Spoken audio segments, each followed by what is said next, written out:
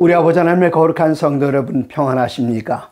2022년 1월 초하루 새해가 밝았습니다. 하나님의 거룩한 은혜가 여러분들과 함께 하셔서 이 새해 아침에 복 많이 받으시기 바랍니다. 작년 2021년 바로 지난달 12월 9일 날 서정원합회의 합회장님과 총무님, 재무님, 그리고 여러 부장님들께서 경기도 고양시 일산 서구 주엽동에 있는 영원한 복음 스튜디오에 오셔서 온라인 교회 창립 예배를 드리셨습니다. 그리고 오늘 첫 번째로 전국에 있는 설교자가 없는 아주 연약한 교회들, 그리고 외국에 여행하시는 분들, 또 외국에 적게 모인 무리들이 목회자 없이 예배를 어떻게 드릴 수 있을까 고민하는 분들을 위해서 영원한 복음 온라인 교회에서는 안식일 예배를 제공해 드립니다. 첫 안식일 설교를 어느 분이 하시게 될까요? 많은 분들은 온라인 교회를 어쩌면 권정익 목사가 혼자 이 설교단을 독차지하지 않을까 그렇게 염려하시는 분들도 계시겠습니다만은 오늘 첫 번째 안식일 1월 1일 첫 안식일의 설교는 저의 은사이신 전 삼육대학교 총장 남대극 목사님께서 말씀을 주시고, 두 번째 안식일에는 그 뒤를 이어서 총장을 역임하신 김기곤 목사님, 그리고 세 번째 안식일은 삼육대학교에서 신학을 가르치셨고 나중에 의학 과목을 처음 만드셔서 이곳에서 물리치료학을 시작하신 김평환 목사님께서 말씀을 이어서 해 주십니다. 그리고 네 번째 안식일 혹은 다섯 번째 안식일이 되겠습니다. 김명호 목사님께서 일주일 동안 특별한 제목으로 사경회를 하시면서 마친 안식일 설교 역시 우리들에게 들려주시겠습니다. 여러분 기대하시기 바랍니다. 그리고 주위에 계신 분들에게 이 방송을 소개해 줄 때에 영원한 복음 온라인 교회 찾는 방법은 아주 간단합니다. 유튜브에 접속하셔서 유튜브에서 EGW 365를 타입하신 다음에 여러분께서 이 EGW 365를 여시게 되면 영원한 복음 TV가 나오고 거기에 안식일 아침 11시에 온라인으로 스트리밍 되는 예배에 참여하실 수 있습니다. 여러분 주위에 계신 분들에게 EGW 365를 검색해 주시고 거기 혹시 밑에 영상 밑에 구독이라는 글자가 아직도 빨갛게 되어 있다면 지체하지 마시고 주저하지 마시고 누르셔서 구독해 주시고 이웃 사람들에게 알려주시면 더 많은 분들이 이 영원한 복음 온라인 교회에 참여하시면서 하나님의 거룩한 은혜에 동참할 수 있을 것입니다. 우리 재림 성도님들에게 신구약 성경 66권은 모든 책은 더 중요하거나 덜 중요한 것 없이 다 균등하게 중요합니다만은 가장 많은 영향을 끼친 세 권의 책이 있습니다. 재림 성도들의 정체성을 분명하게 밝혀주는 두 권의 예언서라면 구약의 다니엘서가 있고 신약의 요한계시록이 있습니다.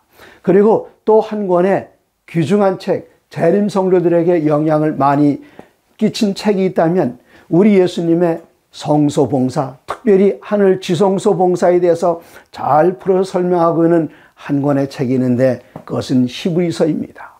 앞으로 우리들은 2022년을 맞이하면서 첫 번째 한 개 동안 히브리서에 대해서 함께 공부하시겠습니다. 성경에 수많은 설교자들이 있습니다. 가장 탁월한 설교자들을 찾는다면 구약 성경에서는 40일 동안 쉬지 않고 이어서 설교했던 그 설교문을 옮겨 적은 것이 신명기인데 모세 같은 탁월한 설교자가 있는가 하면 신약 성경으로 넘어오면 예수님을 제외하고 사도행전에 처음으로 오순절날 많은 사람들 앞에서 담대하게 서서 말씀을 전가할 때에 3,000명이 회심하고 침례를 했던 베드로가 있는가 하면 또 로마서를 필두해서 여러 권의 편서들을 저술한 학자의 능력을 가진 사도 바울 같은 탁월한 설교자들도 있었습니다. 우리가 그분들의 설교를 직접 들을 수 있다면 얼마나 좋을까요? 와이프인의 설교를 직접 들을 수 있으면 얼마나 좋을까요? 그러나 성경에 나오는 여러분들의 설교를 우리가 직접 듣진 못하지만 설교문을 기록한 한 권의 책이 있다는 사실 여러분에게 소개해 드립니다. 한국에도 탁월한 설교가들이 있어서 제가 어렸을 때는 우필원 목사님이 계셨습니다. 이 우필원 목사님이 얼마나 탁월한 설교자인가 하면 그분이 나갈 전도회를 일주일 하면은 그 전도에 참여한 많은 사람들은 안식일을 깨닫지 못한 사람들은 그 설교를 들으면서 재림교회로 신앙을 개혁했기 때문에 신자들을 방어하고 신자들을 놓치지 않기 위해서 연구해낸 수단이 다른 교단에서는 이 재림교회를 가리켜 엉뚱한 이름으로 부르기 시작했습니다.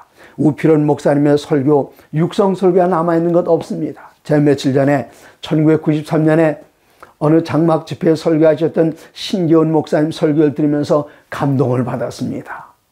그런 설교를 직접 들을 수 있다면 얼마나 좋겠습니까마는 여기 성경에 하나의 설교문 형식으로 되어 있는 책을 발견할 수 있는데 그것이 바로 우리가 함께 연구하고자 하는 히브리서입니다. 히브리서 13장 거의 마지막 부분 22절에는 형제들아 내가 너희를 권하노니 권면의 말을 용납하라. 내가 너희를 권하노니 이것은 설교할 때 사용하는 말입니다. 여러분이 이렇게 권면합니다. 바로 권면한다. 이것은 설교하는 그 말씀인데 히브리서 1장 1절부터 13장 25절까지의 내용을 쭉 읽어보면 한편의 설교문을 읽는 것과 같습니다. 이 히브리서를 기록하신 그분은 예수님의 설교를 직접 듣지 못하셨습니다. 그분은 예수님의 설교를 다른 제자들로부터 전해 들었습니다. 이 히브리서의 기자가 히브리인들에게 이 편지를 쓸 때에 그분들에 대하여 여기 2장 1절에는 그러므로 우리는 들은 것에 더욱 유념하므로 어디서 먼저 들었습니다. 직접 들은 것이 아니라 전해드린 것을 나타냅니다. 2장 3절에는 큰 구원을 등한히 여기면 어찌 그 보응을 피하리요. 이 구원은 처음에 우리 주님으로 말씀하신 바요. 주님께서 말씀하신 것을 이제 전해 들었단 말입니다. 들은 자들이 우리에게 확증한 바니 그러므로 이 히브리서의 기자는 예수님께서 말씀하셨고 그것을 제자들이 전달해 줬고 제자들을 통해서 들은 것을 이제 확증한다. 그렇게 이야기했습니다. 히브리서의 편지를 받았던 그분들은 이야기들 많이 들었습니다. 2장 4절 하나님도 표적과 기사들과 여러 가지 능력과 및 자기의 뜻을 따라 성령에 나누어 주신 것으로서 그들과 함께 확언하셨느니라 증언하셨느니라. 그 당시에 성령님의 역사하심이 곳곳에 나타났습니다. 사도행전 2장만 해도 베드로가 설교할 때에 거의 늦은 비 성령의 순으로 백성들에게 커다란 감동을 주었고 회심했습니다. 오순절날 역사가 그렇습니다. 그리고 베드로와 요한이 미문 밖에 나갈 때에 거기에 앉아있던 태어나면서부터 다리를 사용하지 못했던 그 사람을 향해서 내가 금과 은은 내게 없거니와 내게 있는 것으로 내게 주노니 일어나 걸으라 할 때에 오랫동안 앉아서 생활할 수밖에 없었던 그분이 두 다리에 힘이 나오면서 일어섰습니다. 고넬료가 주님을 믿게 된 것도 놀라운 역사입니다. 여기 사도행전에 나타나는 그 거룩한 표적, 거룩한 이적들, 성령님의 역사하심에 대해서 그들은 듣고 그들의 믿음을 더욱 확고하게 가졌습니다. 그러나 그들에게도 어려움은 있었습니다. 13장 3절에 보시면 히브리서 13장 3절에 너희도 함께 갇힌 것 같이 갇힌 자를 생각하고 너희도 몸을 가졌은즉 학대받는 자를 생각하라. 이 당시에 이 편지를 받았던 기자들 가운데는 그들이 믿는 믿음으로 말미암아서 옥에 갇혔던 이들이 있었던 것을 알게 됩니다. 11장 24절에는 믿음의 용사들을 쭉 기록하면서 그 믿음으로 말미암아 고난 겪었던 사람들을 기록할 때에 24절에는 믿음으로 모세는 장성하여 바로의 공주의 아들이라 칭함받기를 거절하고 그가 가만히 앉아있으면 공주의 아들로서 바로의 치에 그 당시 세계에서 가장 강한 나라의 왕이 되는 것 그에게 따놓은 당상이었지만 그는 그것을 거절하고 25절에 도리어 하나님의 백성과 함께 고난받기를 잠시 죄악의 낙을 누리는 것보다 더 좋아하고 그리스도를 위하여 받는 수모를 애굽의 모든 보화보다 더 큰 재물로 여겼으니 이는 상 주심을 바라봅니다. 히브리서를 받는 그 초대교회의 성도님들이 이런 환경 속에 있었습니다. 옥에 갇히기도 하고 수모를 당하기도 하고 많은 어려움을 당했는데 베드로 장로님께서는 이러한 일들에 대해서 베드로전서 4장 14절에 이렇게 기록하셨습니다. 너희가 그리스도의 이름으로 치욕을 당하면 복 있는 자로다. 영광의 영 곧 하나님의 영이 너희 위에 계심이라. 우리가 예수의 이름으로 모욕을 받게 되고 치욕을 당하게 되고 어려움을 당하게 되면 그것은 예수의 이름으로 예수님의 고난에 동참하는 것이니 그것은 우리들에게 기뻐하고 즐거워해야 할 일입니다. 16절입니다. 만일 그리스도인으로 고난을 받으면 부끄러워하지 말고 도리어 그 이름으로 하나님께 영광 돌리라. 나 같은 사람이 그리스도의 고난에 동참하게 되었다니 이것 얼마나 감동적이고 영광스러운 일입니까? 그러므로 영광 돌리라 그렇게 이야기하셨습니다. 이제 히브리서 2장 18절로 다시 히브리서로 돌아가시게 되면은 이럴 때에 우리들에게 주는 따뜻한 권면의 말씀이 있습니다. 2장 18절 그가 시험을 받아 고난을 당하셨은즉 시험 받는 자들을 능히 도우실 수 있느니라. 그분이 누구십니까? 예수님께서 우리 앞서서 고난을 받으셨기 때문에 우리의 고난을 하시는 우리 주님께서 우리를 능히 도우실 수 있겠다. 여러분 아멘 아니십니까? 이제 다시 두 장을 넘겨서 4장 15절에 우리에게 있는 대제사장은 우리의 연약함을 동정하지 못하실 리가 아니요 모든 일에 우리와 똑같이 시험을 받으신 이로되 죄는 없으시니라. 그러므로 우리는 긍휼하심을 받고 때를 따라 돕는 은혜를 얻기 위하여 은혜의 보좌 앞에 어떻게 나간다고요? 담대하게 나갈 것이다 그랬습니다. 여기 히브리서의 담대함이라는 표현이 여러 번 나옵니다마는 담대함에는 영어 성경은 confidence, 확신을 가지고 boldness, 담대하게 주님 앞에 나갈 수 있다 그랬습니다. 시험 받을 때에 우리 홀로 받는 것이 아닙니다. 주님께서 먼저 받으셨습니다. 그분께서 우리 옆에서 우리를 도와주신다는 이 약속 얼마나 감동이 있습니까? 그러므로 여러분 요즘은 그렇게 믿음으로 시련 당하는 분들이 그렇게 많지 않습니다. 제가 어렸을 때만 해도 교회 다닌다는 것이 그렇게 쉽지 않았어요. 집안에 유교적인 전통을 가지고 제사 드린 집안이 많았습니다. 저도 그랬습니다. 여러 번 집에서 설날 추석날만 되면은 아버지의 눈을 피해서 도망 다녔습니다. 군대 가면 매를 맞았습니다. 그리고 학교에 월요일 날 아침에 가면은 학교의 게시판에 제 이름이 붙어 있습니다.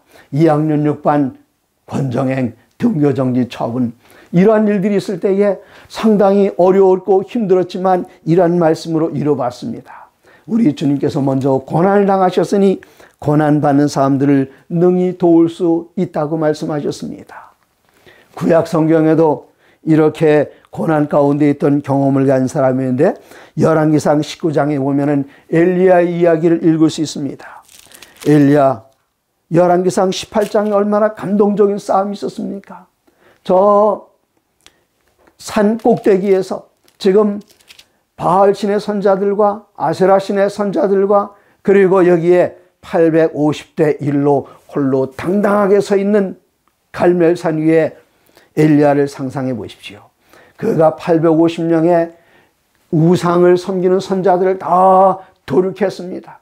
그 소문을 들은 아합의 아내 이세벨이 여기 850명이 죽은 것처럼 눈에 띄기만 해봐라 엘리야도 그렇게 될 것이다. 엘리야가 그 소식을 듣고는 도망갔습니다. 그의 사원과 함께 하루 길을 도망가다가 부엘세바에 이르러서는 사환을 그곳에 머물러 두고 하루 길쯤 더 가서 이제 로뎀 나무 아래서 자기 자신의 형편을 생각하면서 이세벨에게 들키기만 하면 죽을 것을 생각하면서 그 밑에 앉아서 하나님께 울부짖습니다. 하나님 차라리 나를 죽여주시옵소서. 열왕기상 19장 4절. 자기 자신은 광야로 들어가 하루 길쯤 가서 한 로뎀 나무 아래에서 자기가 죽기를 원하여 이르되 여호와여 넉넉하오니 지금 내 생명을 거두시옵소서. 나는 내 조상들보다 낫지 못하니이다. 이 로뎀 나무가 대단한 큰 나무가 아닙니다.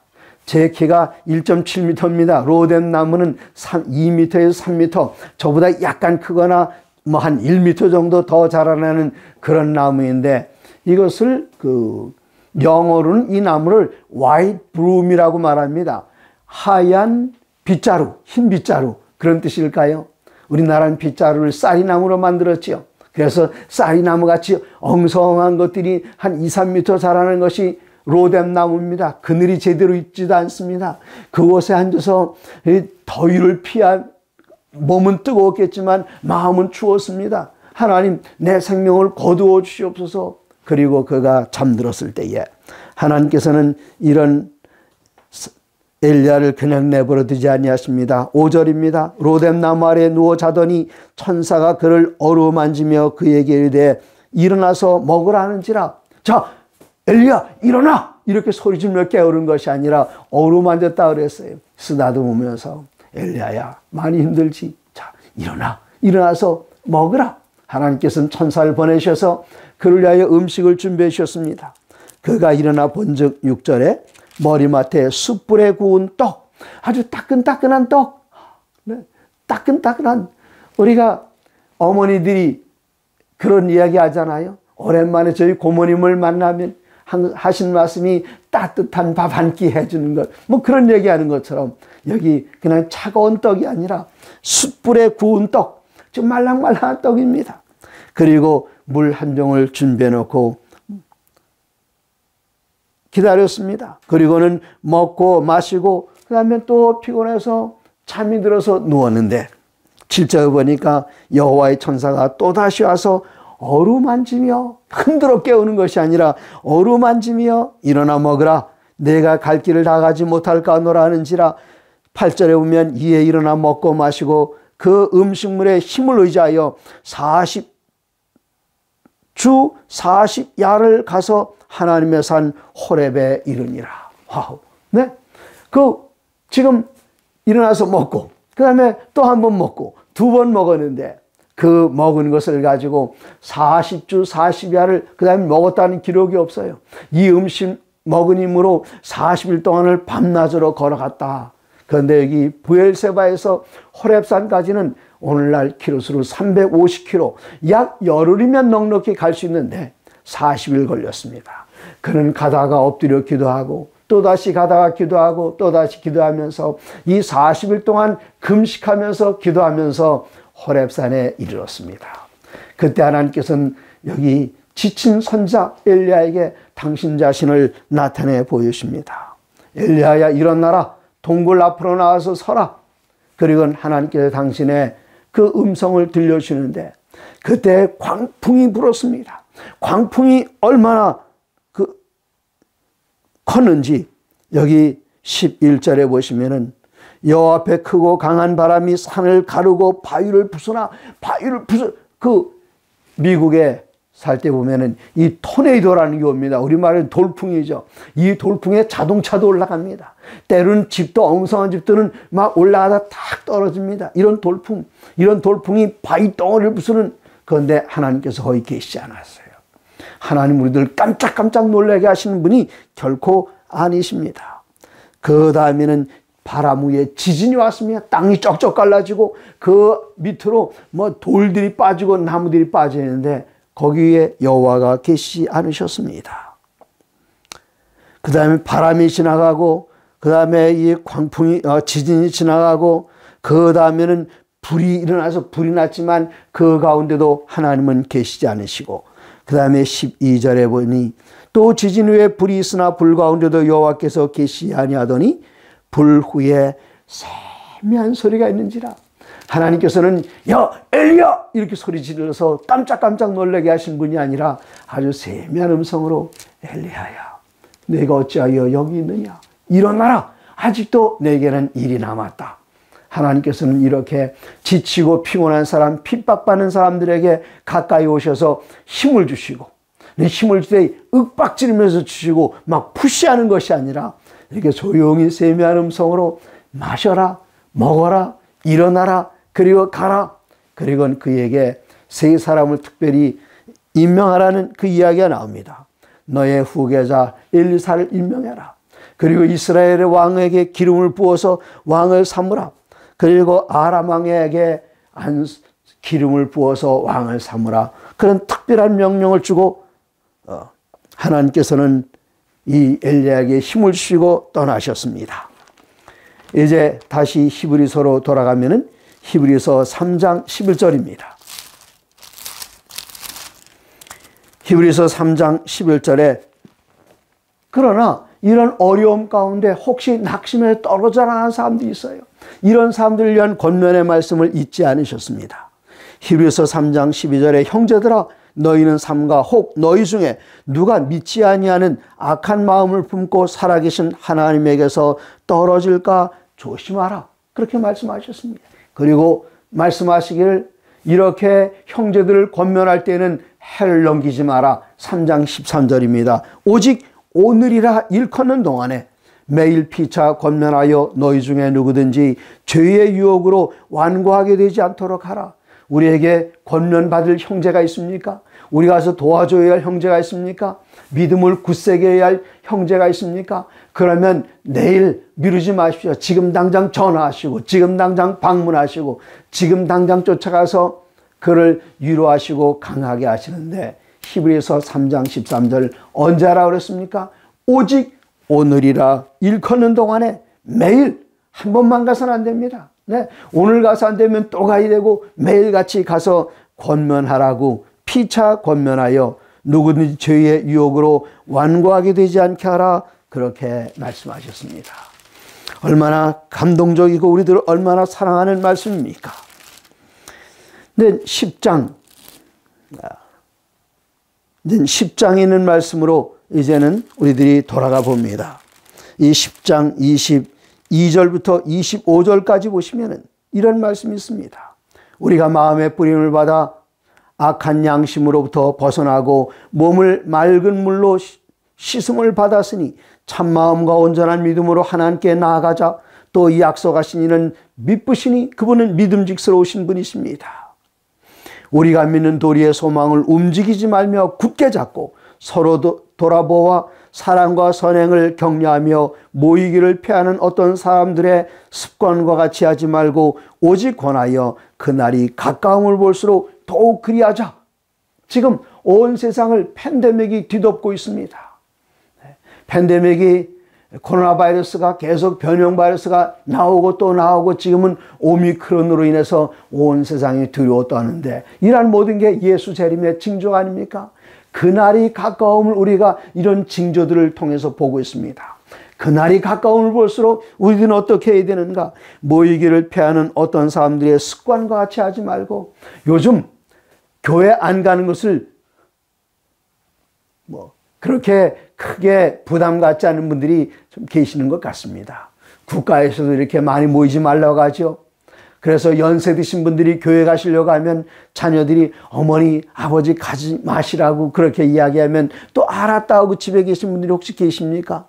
그리고 자녀들이 아주 어리기 때문에 이 아이들이 혹시 병에 걸릴까 봐 노출될까 봐 교회 안 가시는 그런 분은 안 계십니까? 그러나 이것이 예수 그리스도의 재림의 징조가 확실하다면 우리들은 히브리서의 권면에 귀를 기울여야 합니다. 히브리서의 권면은 모이기를 피하는 어떤 사람들의 습관과 같이 하지 말고 오직 권하여 그날이 가까움을 볼수록 더욱 그리하자.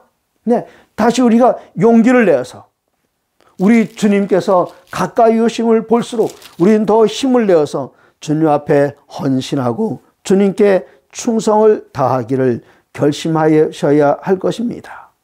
그러므로 12장 1절 이렇게 이야기합니다.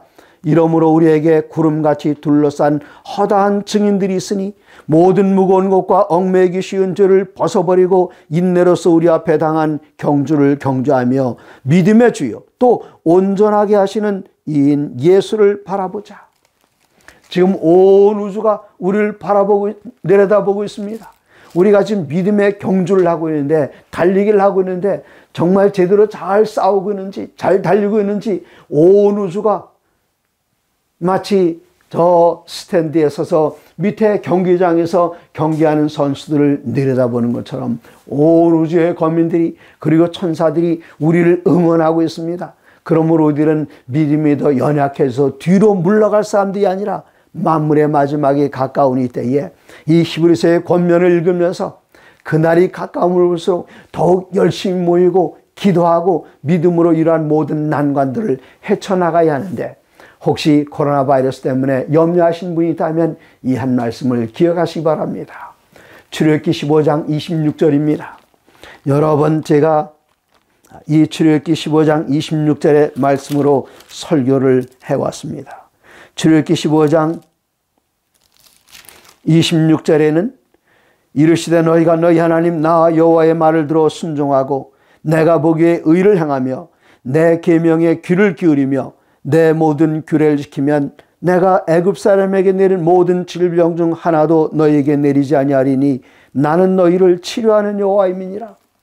이런 팬데믹이 전염병으로 인하여 모든 사람들이 두려워 떨 때에 우리들이 염려할 것은 우리가 하나님의 모든 계명에 귀를 기울이고 있는가, 하나님의 계명으로 돌아가는 것, 그리고 하나님의 모든 규례를 지키는 것. 그렇게 하면 하나님 분명하게 약속하시기를 이 세상 사람에게 내린 질병에 하나도 너희에게 내리지 아니하리니 나는 너희를 치료하는 여호와라, 그렇게 말씀하셨습니다.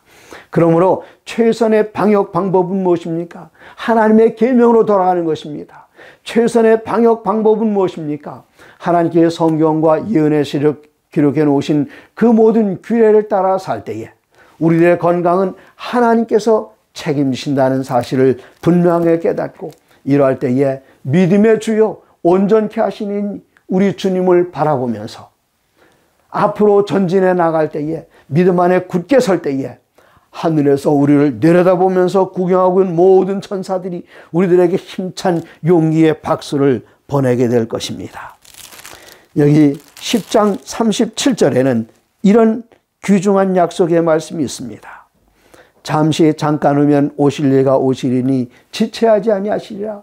우리 주님 먼저 오신다고요? 잠시 잠깐 오면 오실 이가 오시리니 지체하지 아니하시리라. 아멘. 28절입니다. 38절입니다. 나의 의인은 믿음으로 말미암아 살리라. 또한 뒤로 물러가면 내 마음이 그를 기뻐하지 아니하리라. 그렇게 말씀하셨습니다. 그러므로 우리들은 히브리서를 읽을 때에 잠시 잠깐 오면 오실 이가 오시리니 그분이 지체하지 않으실 것입니다. 오직 의인은 믿음으로 말미암아 살 것입니다. 우리는 뒤로 물러갈 사람들이 아닙니다. 그러면 우리들은 어떻게 살아야 할까요? 이스라엘 백성들은 애굽을 떠나서 40년 동안 광야를 여행했습니다. 40년째 되는 해에 그들은 약속의 땅 가나안에 들어갔습니다. 이제 우리들도 하늘 가나안 그 변경에 서 있습니다. 한 발자국만 건너뛰면 요단강 건너가서 우리들은 가나안, 하늘 가나안에 들어가게 될 것입니다. 그러면 어떻게 살아야 할까요? 옛날 이스라엘 백성들의 그 경험에서 우리들은 교훈을 얻을 수 있습니다. 이스라엘 백성들의 경험에서 교훈을 얻을 것에 대해서 고린도전서 10장에는 형제들아 난 너희가 알지 못하기를 원하지 아니하노니 우리 조상들이 다 구름 아래에 있고 바다 가운데로 지나며 모세에게 속하여 다 구름과 바다에서 침례를 받고 다 같은 신령한 음식을 먹으며 다 같은 신령한 음료를 마셨으니 이는 그들을 따르는 신령한 반석으로부터 마셨음에 그 반석은 곧 그리스도라.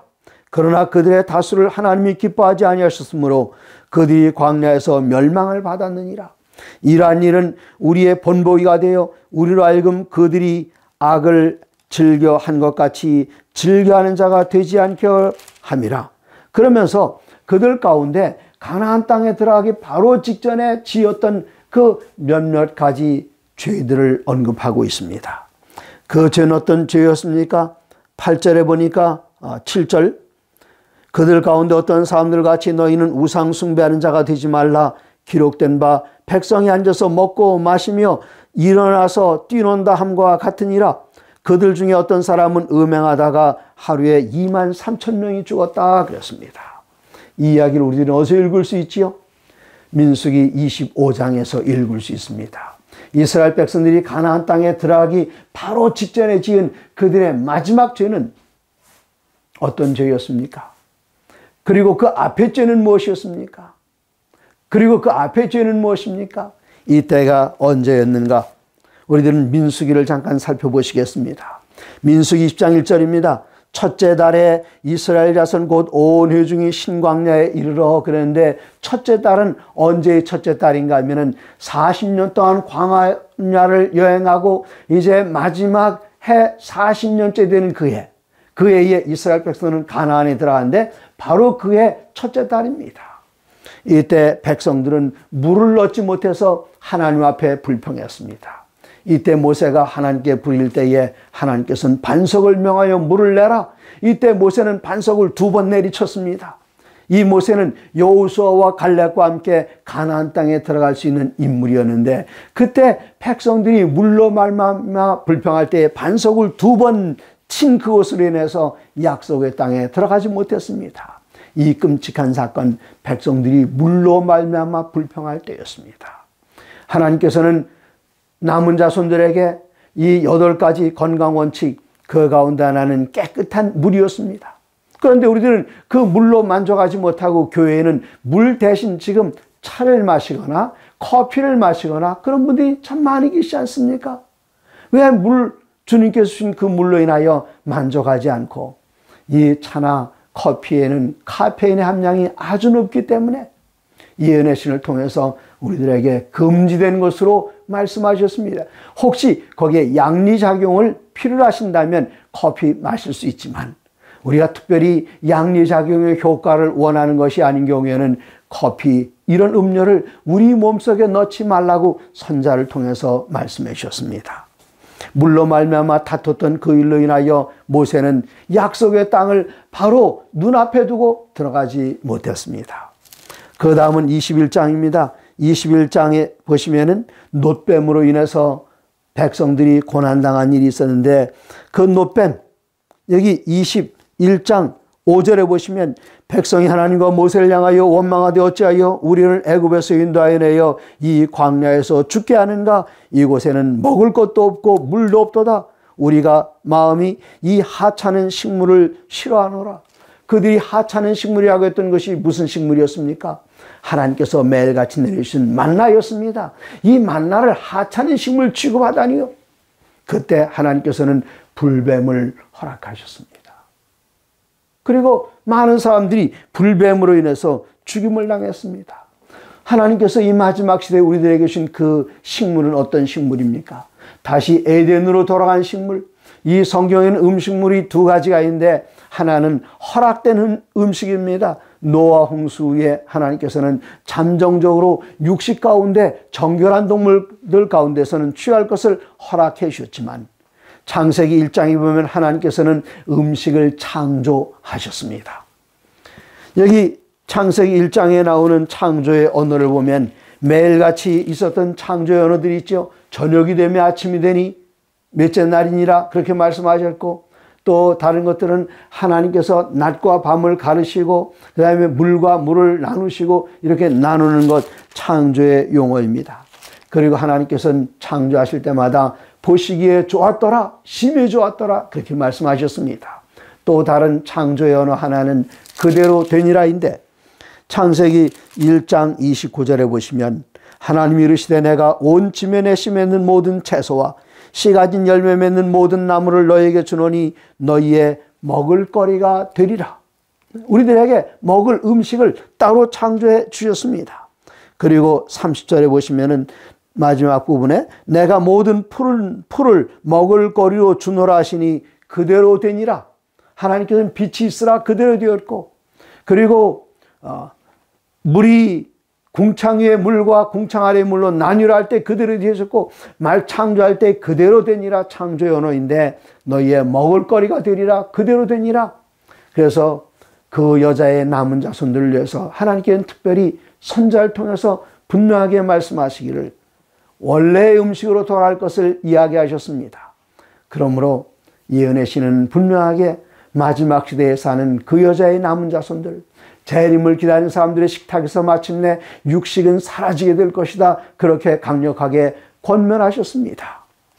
이제 이러한 모든 말씀을 우리는 주의를 깊이 두어야 합니다. 이스라엘 백성들이 가나안 땅에 들어가기 직전에 지은 세 가지 죄, 그 중에 물로 인해서, 그 다음에 음식으로 인해서, 그 다음에 나오는 것은 민수기 25장입니다.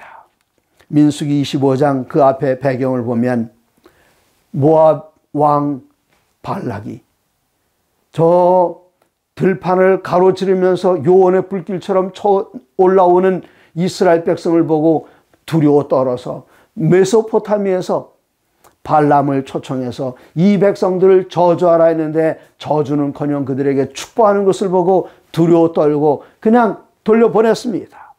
메소포타미아로 그냥 돌아가기에는 본전도 찾지 못한 발람이 꾀를 냈습니다.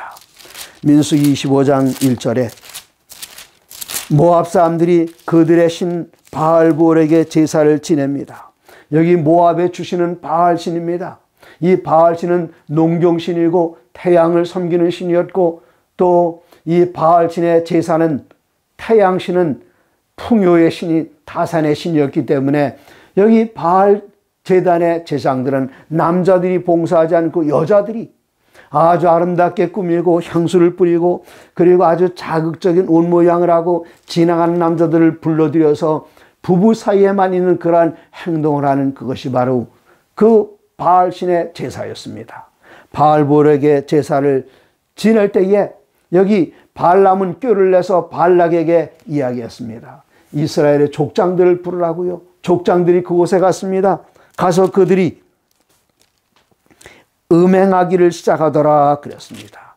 그때 하나님께서는 진노하셨고 그리고 그 바알볼에게 가담한 사람들을 죽이라 할 때에 그들을 죽여서 나무에 목을 매달았습니다.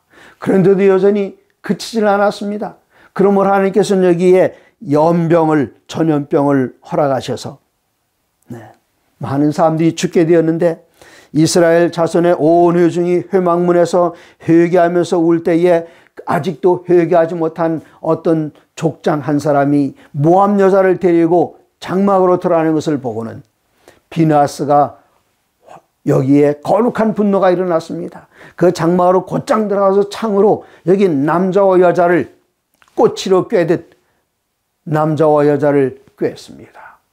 그리고 여기 연병이 그쳤는데 이 전염병으로 죽은 자가 민수기 26장 9절에는 24,000명이었더라 그렇게 기록이 됐습니다. 그러므로 마지막으로 하나님의 백성들이 가나안 땅에 들어가기 전에 지은 죄는 음란한 죄, 도덕적인 죄, 7번째 계명을 범하는 죄였습니다. 그것은 우상숭배로 이끌었습니다.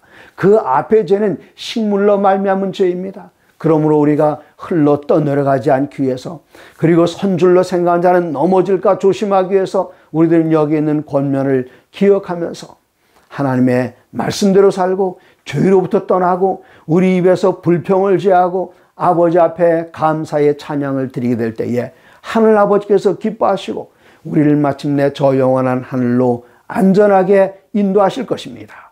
사랑하는 여러분, 새해 복 많이 받으시고 하나님의 모든 말씀으로 사시기 바랍니다. 감사합니다.